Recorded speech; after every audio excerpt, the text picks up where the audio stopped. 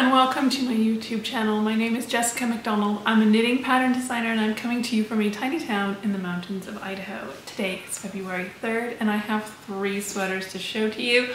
I have been in a little bit of a cast-on frenzy lately. So far I've got 2 new sweaters started over the last month. I have yarn to swatch for 2 more and I have the yarn to make another 2 more. So I'm in a bit of a sweater frenzy right now. We're making lots and lots of sweaters. I was feeling a little bit bad a couple weeks ago because I didn't have anything to publish right now or anything that's getting ready to publish soon. And then I thought, well, I should think of myself kind of like a garden. You know, you plant in the spring and then you harvest in the fall. So right now we're in the planting phase, and this fall you will reap all kinds of fantastic new patterns. But right now, I don't have a lot of new patterns that are about to come out. So first of all, let me update you on, well, first of all, let me share with you what I'm wearing. I am wearing Woodsmoke. It is knit in Harrisville Designs Watershed, I'm pretty sure. It's their sport weight yarn. This sweater was knitted for me by a sample knitter, Donna. She did a lovely job on it. So this is Woodsmoke. It is the sweater that I use for my How to Knit Your First Sweater tutorial, and I am wearing it over top of a linen dress today. I had this knit to the length that I like to wear with jeans, but the length that I like to wear with jeans is like mid-hip length, and then high hip length is where I like it to be to wear with dresses, and those 2 areas of my body are like 6 inches apart because I am so tall and I have such a long torso. So I have just folded up, I'll stand up so you can see, I've just folded up the bottom of the sweater by several inches and now I have it like so. It looks really cute. It has me tempted to knit another one of these sweaters but make it shorter this time around. This dress that I'm wearing is from Not Perfect Linen. It's a Valley dress, in case you are wondering where I get my dress from. So now let's get into the sweater whips. I didn't knit a lot for most of January because my kids were very sick. We went to visit my family after Christmas, brought home a virus from the cousins, and that is how I spent most of my January. But I did manage to knit quite a bit once they were better.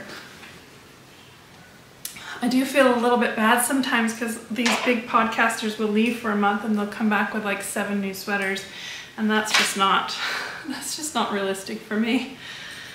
I knit a lot. I don't have as much knitting time as most podcasters do. This is Bora. This is my husband's Bora. I have shown this sweater to you a million times. This is a design that I'm working on. The pattern will come out this fall, and I think we're in good shape now. Last time I talked to you, I believe I had just ripped back all the way to about here. I can kind of tell because the top was blocked and the bottom was not, so you can kind of see the line where you go from blocked to not blocked. It's right about here. So this is Bora. I've knit a few inches on the body, and now that it's here, I'm going to take a break from the body. I'm going to pick up one of the sleeves and I'm going to knit a sleeve, except I need to sit down for a few minutes and do some new and updated sleeve math because I've made some changes to the pattern. So I need to update the sleeve math, and then I will knit a sleeve. And then if that all works out, I will send the pattern to my tech editor, and then I will start the test knit for this. I want to make sure you guys have a really long test knit period for this sweater because it takes a little while. This one is knit in Quince Co Lark in the color Outawin. If you don't want to use Quince Co, you can use any worsted weight wool yarn to knit this sweater. So that is one that I have worked on, and then I cast on something new. Now this sweater has, actually, this is like the second version of the sweater. So first, I'll show it to you first. This is what I have. This is the yarn from Cedar View Farm. Cedar View Farm is the farm that I bought my sheep from, and so I bought some yarn from her as well so that I can make a sweater from the sheep that my sheep come from. So here we have it. It doesn't look like much right now. This sweater has gone, this is like the second version of it, so it's gone through a bit of a process. I wanted this yarn to be something very, very simple, very easygoing, very easy to knit, something you can just sit down and knit on. You don't have to worry about counting and remembering a lot of things. You don't have to do any fussy techniques or anything. I just wanted it to be as simple as possible. And so my first idea was to do a top-down drop shoulder, just all in garter stitch. But the problem with that is, in order to make the neckline look nice, you either have to do some fussy picking up around the back neck, or you have to just pick up the whole neckline, and I didn't really want to do that. So I ultimately decided to abandon that idea. It's sitting on my other table. I didn't rip it out. I just stopped knitting on it and started knitting on the new idea, so that if I changed my mind and I want to go back to the old idea, I can. Which is also why I'm not showing you the old one, because I want to just kind of keep that on reserve in case I want to revisit it. But it just wasn't heart-jumping enough for me to continue working on. I laid it out on my kitchen island. That's kind of what I do when I'm not feeling something. I'll just put it on my kitchen island, which I have a pretty big island, so it's not like in any danger of getting dirty. But I'll put it on the corner of my island and I'll just leave it there for a few days so that I can constantly see it and I can just kind of see how I feel after a few days. And so I did that. I laid it out. I waited a few days and I just was not feeling it. I was just like, no, this isn't quite right. This isn't quite what I want for this sweater. And so I decided to abandon that idea and try something new. And I tried a lot of different ideas. I wanted to have just a little tiny element of interest to it, something, just a little tiny bit of interest. And I swatched a ton of different ideas, but ultimately this yarn is too dark and too drapey to show really anything at all. So this is Finnsheep. This is Finn yarn from a Finnsheep, and it's a dark charcoal color. It's the natural color of the fleece. You can see it's a very dark color. It's very drapey, extremely drapey. There is no stitch definition in this yarn at all. It also has a little bit of a halo to it. There's a little bit of a fuzzy look to the fabric. I don't know if you can see that on screen. There's a little bit of fuzz to the fabric. So all of those things conspire together and you don't have any stitch definition. Nothing shows up.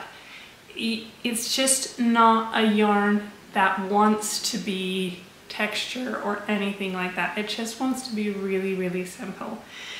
And so I decided, well, if I'm gonna go really, really simple, I thought I would just do a top-down raglan cardigan.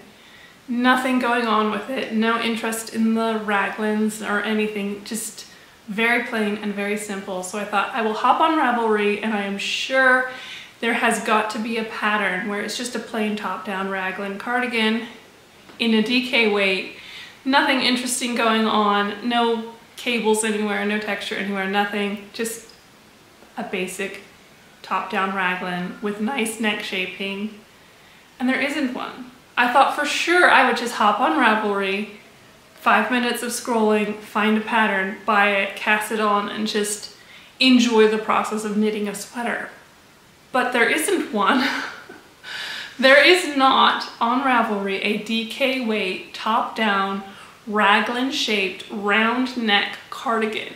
They're not. There are cardigans that have cables on them or lace on them or some amount of interest on them, but there are no cardigans that have nothing on them. There are some V-neck options. I will say that there are quite a few V-neck options, but there are no round neck options, and I decided to go with a round neck. So of course, obviously I wrote one. So this is going to be a very simple, basic, top-down, raglan, round neck cardigan. I'm going to knit it to a high hip length so that I can wear it with my dresses. This winter especially, I am really wearing my dresses a lot. I will wear wool leggings and a linen dress or a linen skirt and then a wool sweater on top, and it's extremely comfortable. It is so comfortable. I could be wearing pajamas. Like, it's a secret pajamas outfit, totally is. But I'm not a pajamas all day person, and I'm not a leggings as pants person, so to wear a dress or a skirt over the leggings just makes me feel good in what I'm wearing. It's much warmer than jeans. And so I'm gonna put this on. I need some more sweaters to wear with my dresses and my skirts because most of my sweaters are knit to the mid-hip length that I like to wear with jeans, and I want some more that are high hip length to wear with my dresses. This looks kind of funny, a sweater over a sweater, but you can see it a little bit better if I put it on versus just holding it up.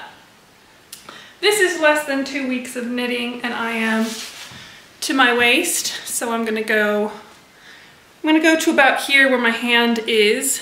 That's about how long I'm gonna knit, so maybe 3 more inches. So another inch, inch and a half, and then I'm gonna start the ribbing at the hem. I don't have any short rows in this. It is just increases that are used to shape the neckline. Just want a nice round crew neckline. I have done all of the math so that hopefully it fits perfectly. It's rolling over and I'm trying to get it to lay flat so you can kind of see. So you'll have to pick up for the button bands and the neck band, but that's going to be the fussiest part of this sweater. Other than that, it's just top down raglan. I decided to do shaping for the neckline with increases instead of short rows because I thought that would be more accessible to people who are not as skilled. And I'm also thinking about possibly taking this cardigan and making another long form video, just like my how to knit your first sweater video, and having it to be how to knit a cardigan video, because this would be a really suitable pattern for that. And then for the sleeves, I kind of want to do a slight balloon. Even saying slight balloon isn't quite right. I am thinking just a little bit of volume. Since this is a cardigan and I'm going to be wearing it over top of things, I think it would be nice to have some volume in the sleeve instead of having them be really tight. Like you can see Woodsmoke has a really slim fitting sleeve. It's snug to your arm. I want to have some ease in the arms on this cardigan. And so I was thinking that I would do a slight taper, but still keep some ease, some positive ease, like an inch, at least an inch, maybe even 2 inches of positive ease in the sleeves so that when you wear it over top of a dress or a shirt that has sleeves, then it's comfortable to wear. And then maybe do a bunch of increases right before the sleeve cuff so it has a little more volume and then still a snug fitting cuff. So that's one option. Another option would just be to kind of do a classic tapered sleeve that fits slim. You can tell me in the comments below which you would prefer, a little bit of volume and a little bit of a looser fit that tapers to a tight cuff, or that comes down. It wouldn't be, so with most balloon sleeves you just knit straight and then you work all of the decreases right before the cuff and then you knit a tight cuff. It wouldn't be like that because that would just be way too much volume for me. I'm not a puffy sleeves person. So it would be some slight tapering to keep the volume from getting to be too much once you got down into your forearm, and then some quick decreases right before the cuff so it would have a little bit of volume right before the cuff, but not a ton. Not like a full balloon sleeve, just a little, not even like a peasant sleeve, but just a little bit of room. A little bit of room. I think it would look cute, and I think also that it would fit nicely over things. So this has been my main project for this last week and a half. It took me like 4 days to knit the yoke, and then I've just been steaming through the body, which since I'm gonna knit it shorter, it's gonna take me a lot less time to knit the sweater, which is honestly kind of fun because usually my sweaters take a long time to knit because I am very tall. So this is the first one. I have no idea when this pattern will be coming out. It's kind of my background project. I'm gonna have it going, but it's for when another project is to a point where I can't just sit down and knit on it. I've got to figure something out and I just want to sit down and knit. It's a little vacation, a little knitting vacation for when I need it. So that is the first sweater that I'm working on, that I started this month. And I just cast on another one.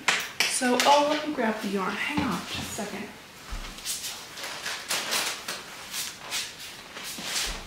This sweater is in collaboration with North Bay Fiber Company, and this is using her Heritage Sport. So here You can see it.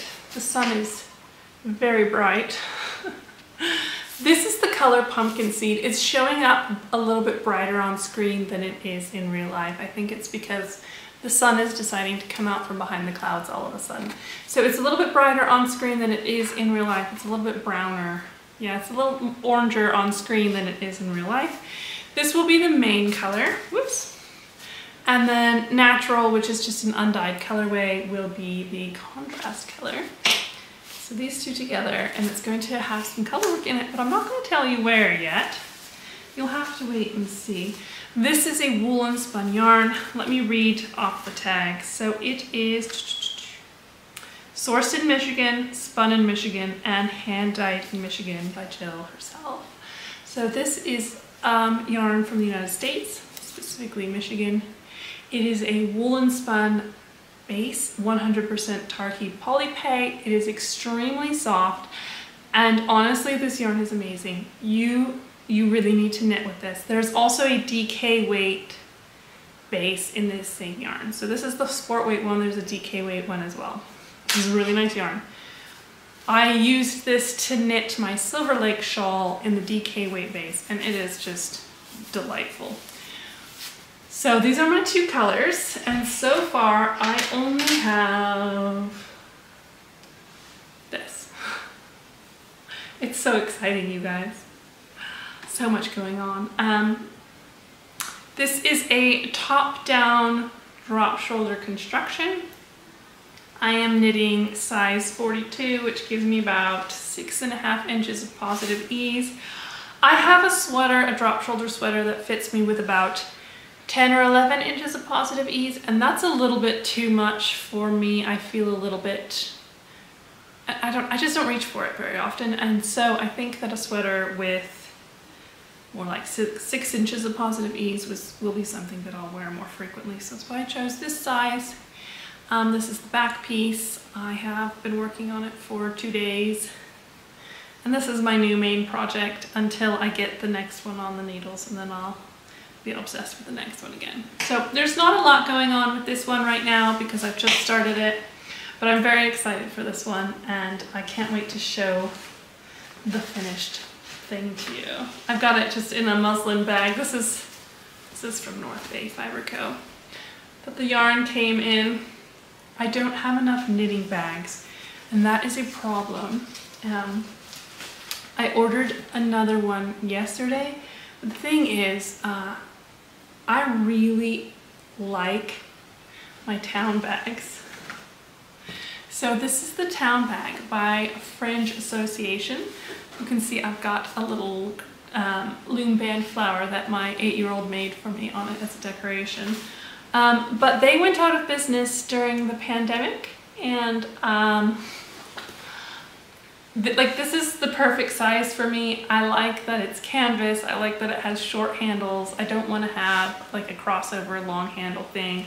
I don't want to have zippers. I don't want to have snaps. I want it to be sturdy enough that it stands up, but also flexible enough that I can just like stuff it into things. I want to have pockets on the inside. And sadly, Fringe is no longer around, so I can't get more of these bags.